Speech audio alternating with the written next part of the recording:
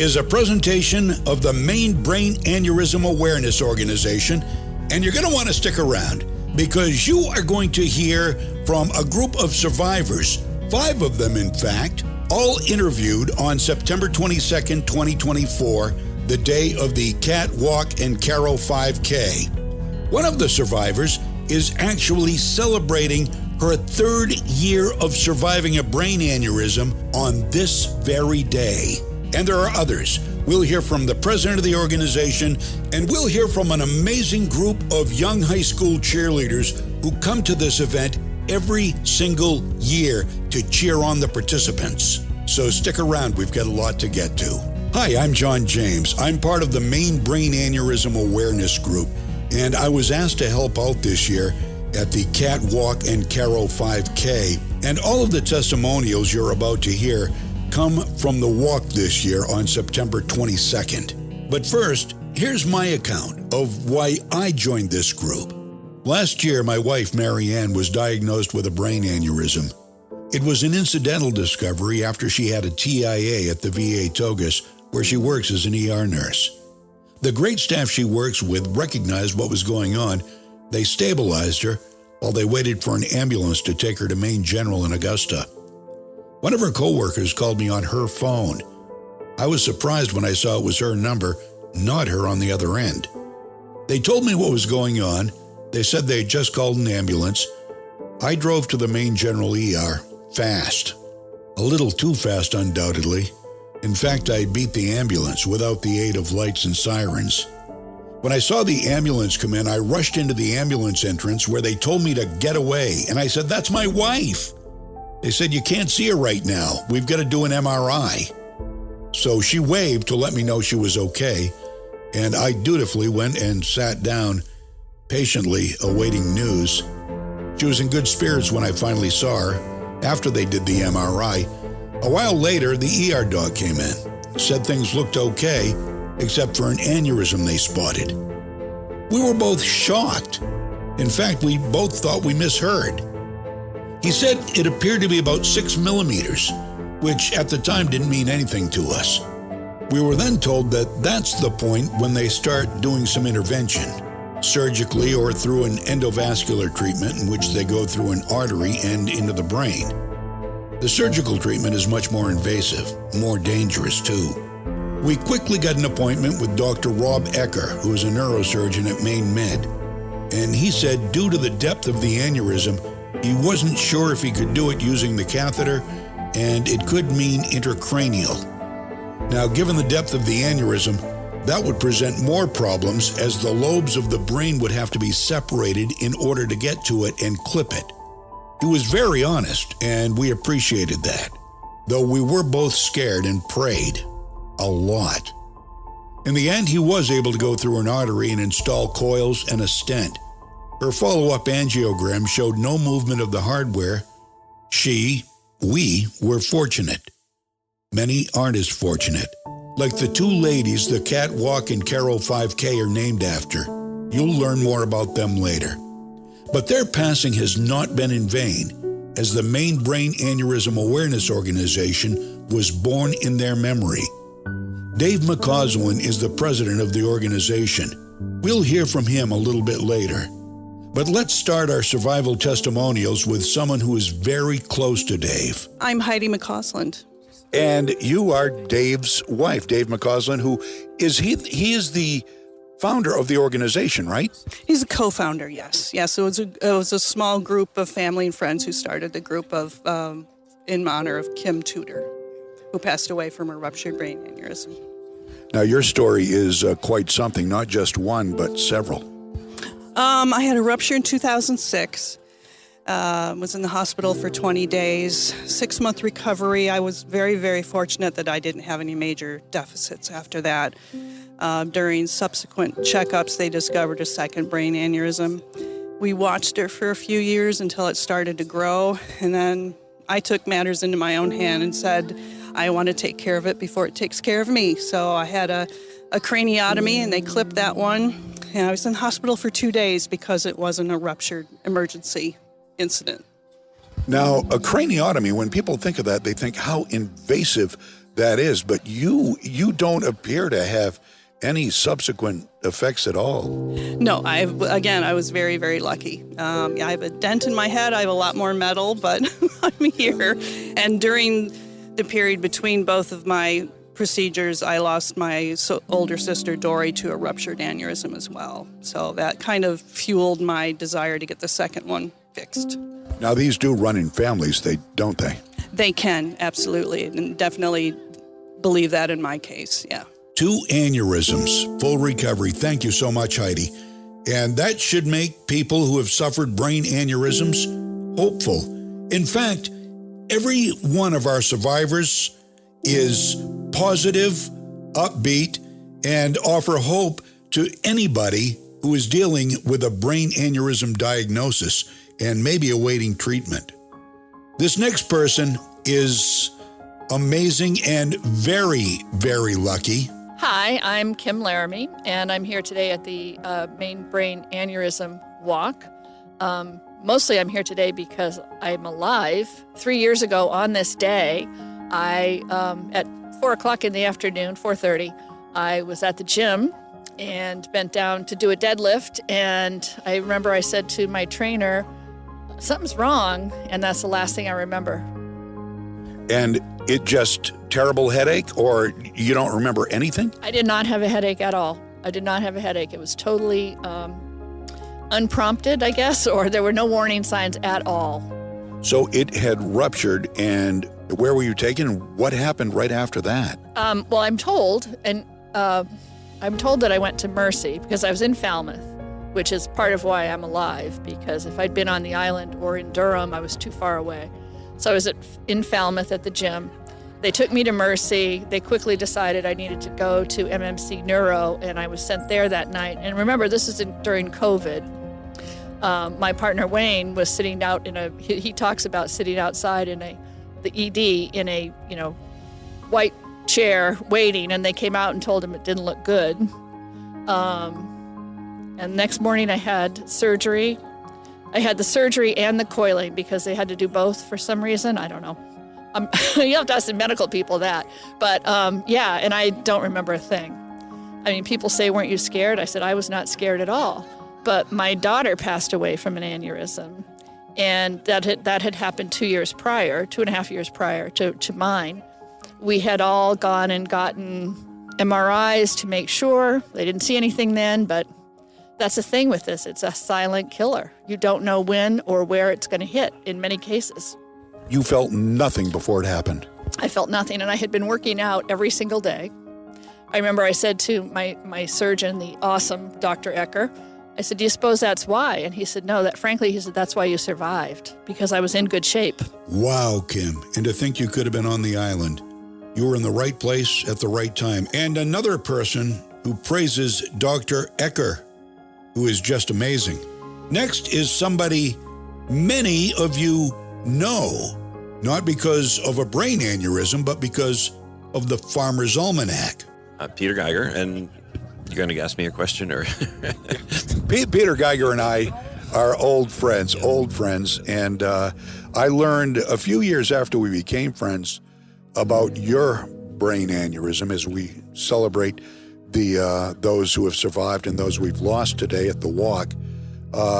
Yours was very sudden and happened very publicly, and it's amazing given the time that the outcome was so good, right? Yes, absolutely. Mine was, I ran 4 miles every day, and I happened to be running 4 miles, and I was almost home, and I never had the pain or the headache thing. I think what happened is, as I'm running, the aneurysm, the blood vessels broke, and the blood was flowing in my brain, and I collapsed.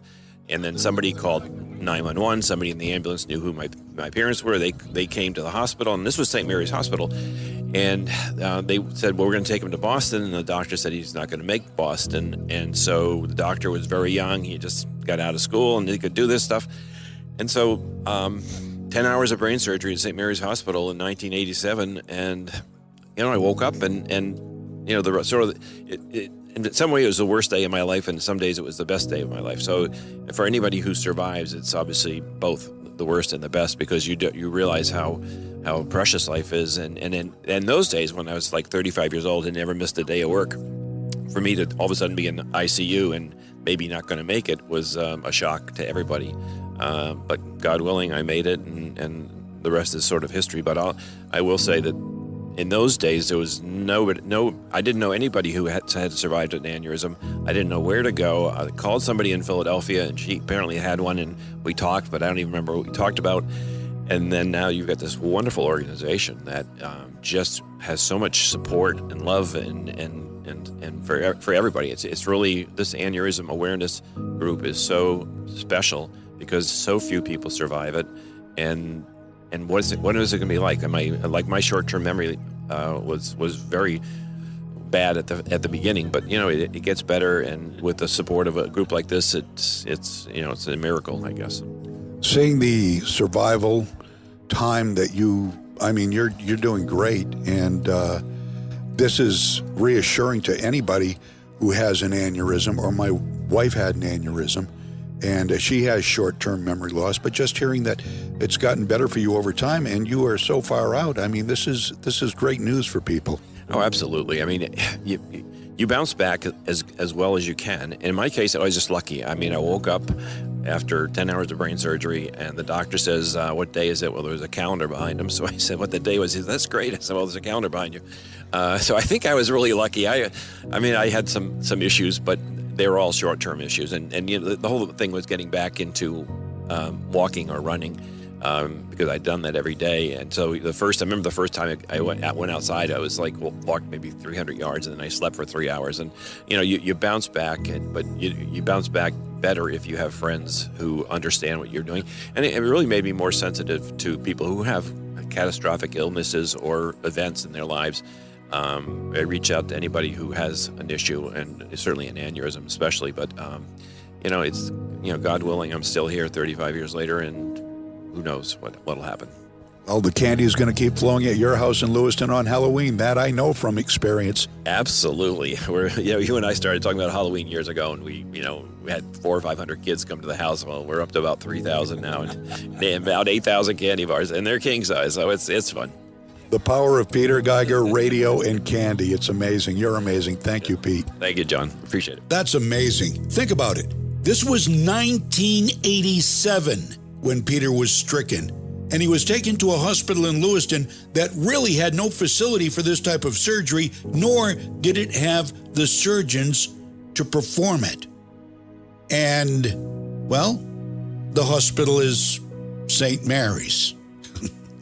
Clearly, he was being watched over by a higher power and some very talented medical staff. Now we're going to hear from a young woman who does a podcast. She and another woman, Erin, do the podcast. She'll tell you about it. And it's about brain injuries. And she herself is a survivor. Hi, my name's Allie House. I'm a survivor. I'm from Gorham, Maine. And you had your brain aneurysm in 2023? Yeah, that's correct. February 18th, 2023. Were there any warning signs? I did have some symptoms 3 or 4 weeks before. I was dizzy, tired, and had some vertigo. The day of, there was no symptoms. It just came on suddenly, and then I was in the ambulance. Was it like a headache, bad headache?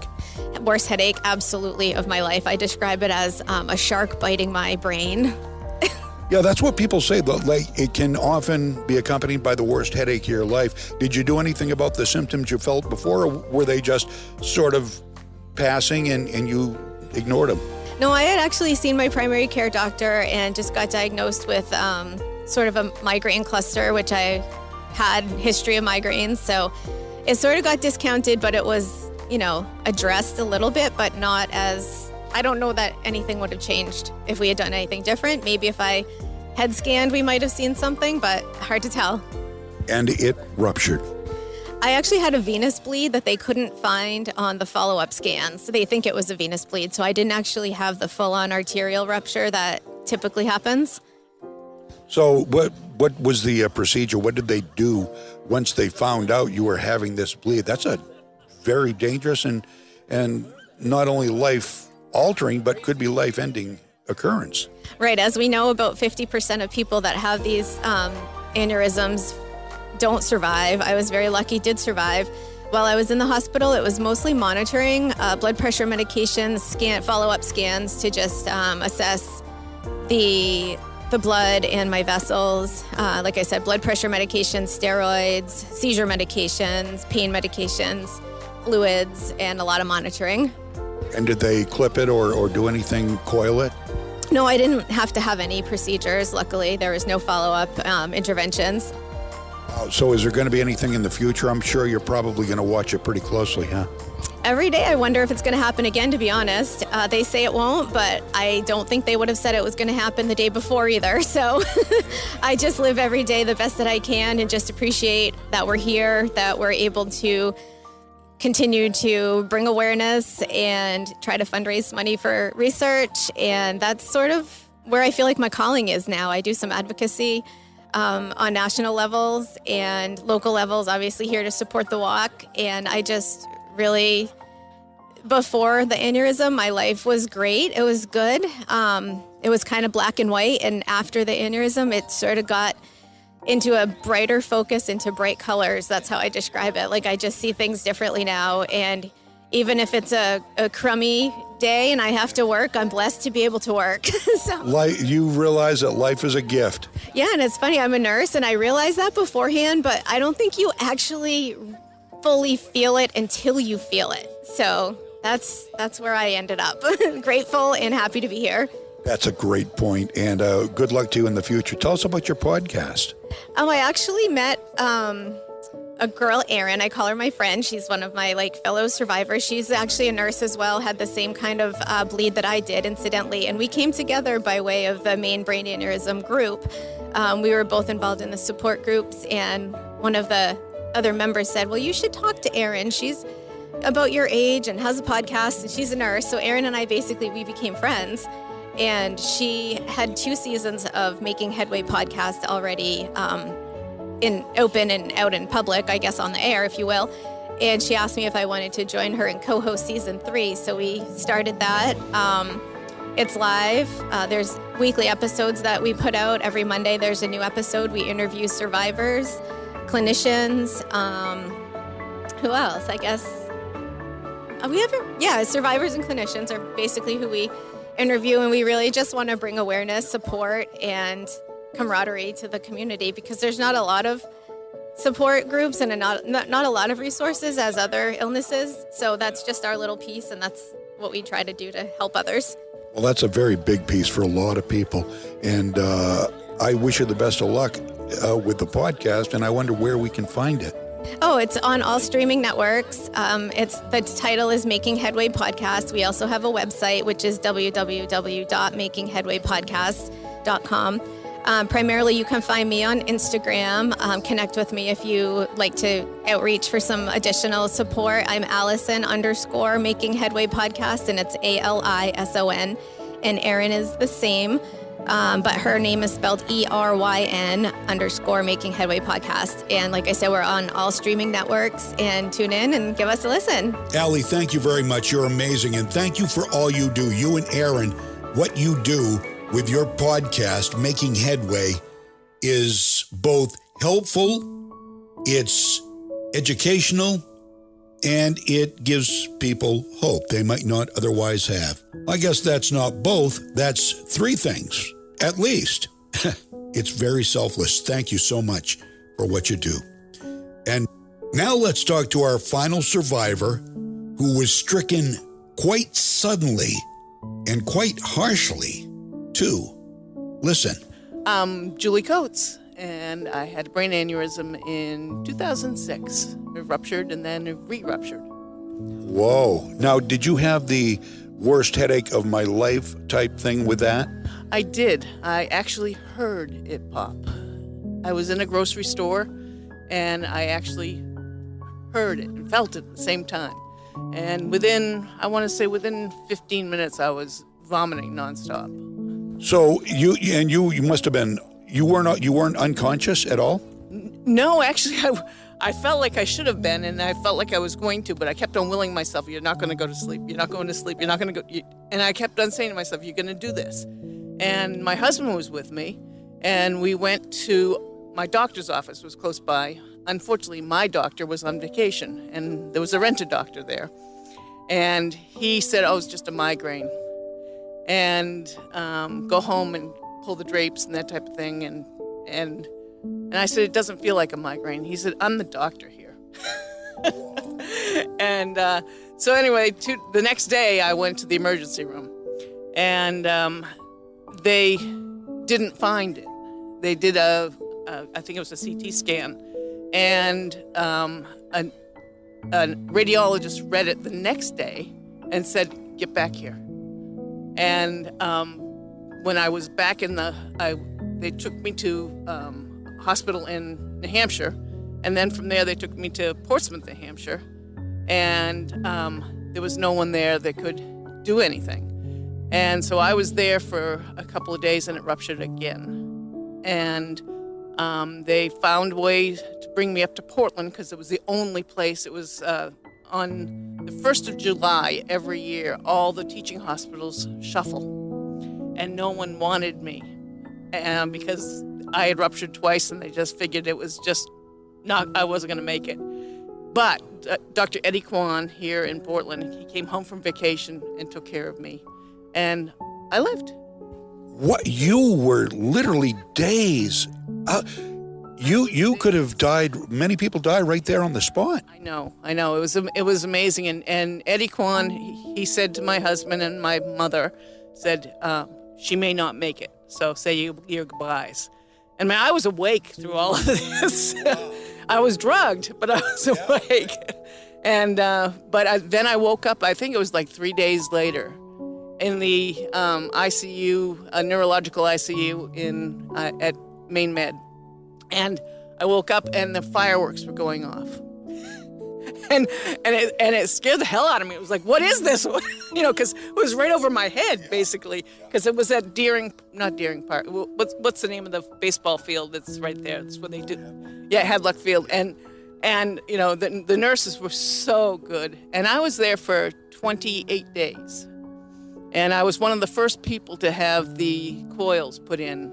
I was a guinea pig. And they said to my mother and my husband, look, we're not sure she's going to make it anyway, but we want to try this new thing. And they did, and it worked.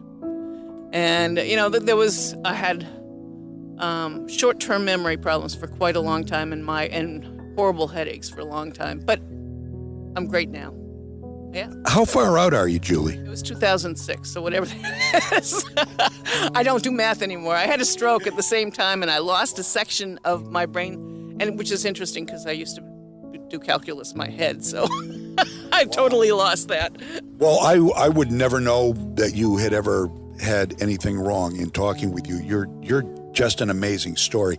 And people who fear aneurysms because they're familial or because they've had one, they find hope in, people like you and Pete Geiger and Kim Laramie and others. Yeah, absolutely. And it's interesting because my doctor, when I finally got to see him when he came back from vacation, I was back from the hospital, he said that in all his years as a doctor, he had never met an aneurysm survivor. Never met one. And he said, and when I was in medical school, I think they spent 15 minutes on aneurysms because so few people survived back then. So, I mean, and I understand what you were saying about how lonely it is. If I hadn't, I found Heidi on a thing called Hasty Pastry, which was one of the first chat box that you could meet other aneurysm survivors. And there were, I think, 12 or 14 of us who chatted on a regular basis, and we were all at about the same stage.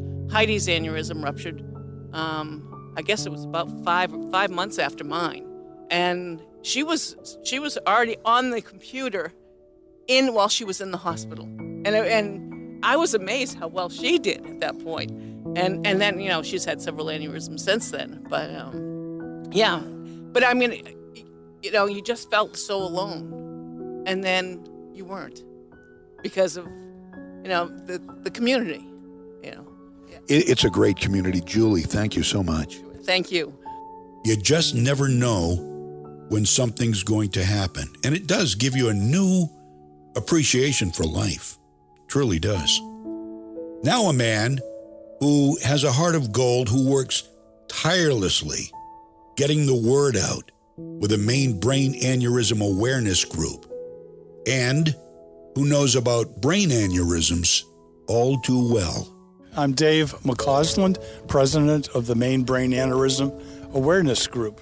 And you're a co-founder of the group. I am, yes. We founded it 16 years ago after the loss of my blood niece to a brain aneurysm. We wanted to start a memorial walk, and since she had passed away from an aneurysm, decided that would be sort of the cause for the organization. And so two ladies, this is now dedicated to two ladies.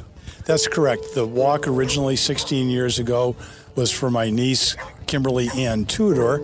So we chose her first initials, KAT, and that's why it's called the Catwalk. Then 3 years after that time, there was a 27-year-old young lady, Carolina Kirka, who passed away from a brain aneurysm. Their family came to our walk and said they would like to join us. Since Carolina was a runner, we decided that we would do the 5K, and that's named in honor of Carolina, and therefore it's the Caro 5K. And now your wife, Heidi, has also had a couple of aneurysms. She is. My wife had a ruptured aneurysm 17 years ago. Sudden rupture, fortunately survived it. It was 6 months recovery, but has come back in good shape. But through that ordeal and follow-up testing, we found a second aneurysm that had not ruptured, and that was treated ahead of time. And then she's had several other additions made to the first aneurysm treatment. Now, you have learned so much about this. You've taught a lot of the people who come into this Maine Brain Aneurysm Awareness Group a lot about what to look for, what to expect, what to do, and how to support those who have suffered brain aneurysms. How about people who are worried? Because we all hear these stories about, I felt great, I was feeling good, no signs of anything, and boom, I was down. People who worry, what are the reasons they should worry? And without being hypochondriac, if that's even a word, when do you get checked just to be safe, and how do you do it? Well, certainly aneurysms come out of the blue. They are a form of a stroke. It's estimated that 1 in 50 of us, sometime during our lifetime, will develop an aneurysm. The vast, vast majority will never present a problem. There won't be any issues. You'll have it, but nothing happens. Unfortunately, about 40,000 people in the United States will have a ruptured aneurysm. About 30-40% of those folks will pretty much pass away on the spot. Another 20-40% another 20% will pass away in the first 30 days. That leaves about 40% of folks that survived the aneurysm. The majority of those folks will also have some form of long-term disability. So in reality, only about 10 or 15% of folks with a ruptured aneurysm will survive with no long-term deficits. Speaking to the symptoms, what we hear the most is that extreme, sudden onset, horrible, worst headache of life. Not all folks, but most will have that sudden shock to the head. If they're migraine sufferers or people that suffer headaches on a regular basis, like my wife did, you'll know that this is completely different. This is a gunshot to the head, a knife to the head. I mean, and it comes on very quickly, and that's the blood that's escaping from the ruptured aneurysm. Other symptoms are very much stroke-related, numbness on one side, issues with speech, high blood pressure, all of those typical stroke kinds of things. It's not something that none of us should really worry about, but what we do ask people to pay attention. If you have that headache that's just absolutely the worst of life, the worst you've ever had, that's the one that we want you to go seek medical attention on. Don't fool around. Call the ambulance, go to the emergency ward, and have it checked out. And so many strides are being made now. I mean, there's coiling, there's stenting, it's not all intracranial anymore, but there is still that fear people have. But things are progressing quite quickly. And when it comes to brain aneurysms running in families, I've heard that a lot. And maybe if somebody in a family has an aneurysm, maybe the descendants of that person should get checked. That's one of the things that our involvement was 17 years ago. And at that time, the doctors would say if there are 2 or more first-degree relatives, mother, daughter, son, father. But oftentimes, certainly for folks that are my age, we don't know necessarily what our grandparents passed away on. We're also finding that if there's any kind of arterial issues and there is one aneurysm in the family, we absolutely want you to get checked out. Aneurysms tend to run about 60% female, ages 30 to 60-ish. If we have young daughters, we should start to at least talk to your own physician about having them scanned. Nowadays, a MRA scan, the new machines are picking up an aneurysm that is 2 millimeters or smaller, which is the head of a lead pencil. So there's no excuse not to get scanned. And they start worrying at about 6 millimeters, right? Yes, about. It's also the thickness of the wall of the aneurysm, but yeah, clearly 5 or 6 millimeters. The docs will want to start to do something. And nowadays in our family, my own wife had a ruptured aneurysm, and she was fortunately survived 6 months in recovery. Her second aneurysm we caught ahead of time before rupture. She was in and out of the hospital in 2 days. She'll kill me for saying it, but she could have gone back to work in a couple of weeks. It was a month. Completely different story. So getting it taken care of ahead of time is super important. Dave McCausland, thank you for all you do. John, thank you.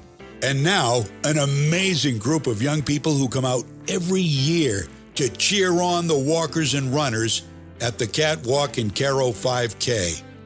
They are from Scarborough, the Scarborough High School cheerleading squad. You're just an amazing group. Tell us who you are, Coach. Hello, I'm Caitlin LaVerrier, the head coach for Scarborough High School. We're so excited to be here at the Catwalk and Caro 5K. This is Aoife, one of our captains, Lorelei, one of our captains, and Katie Reed, who's our assistant coach. We are so excited to give the opening cheers today, and we're here in honor of Caroline, who was a Scarborough High School cheerleader. And she is one of the ones who the walk is named after. This is just such a beautiful thing. You do this every year. And Aoife, how long have you been doing it? You're a junior. I've been doing it since freshman year. Very good. And do you love coming out? I mean, you don't have to come out on a Sunday to do this, but you do. And it's really heartening to see young people doing this. Yes, I love being here. How's Scarborough doing this year? Really well, yeah. So you got something to cheer about, don't you?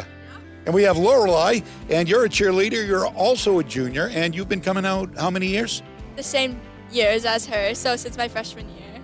No kidding. So this is sort of a part of your high school life. I mean, this is part of something you look forward to every single year. Yes.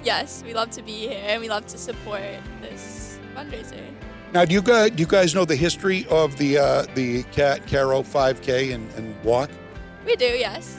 And you know something about the families of those who lost their loved ones, right? Yes.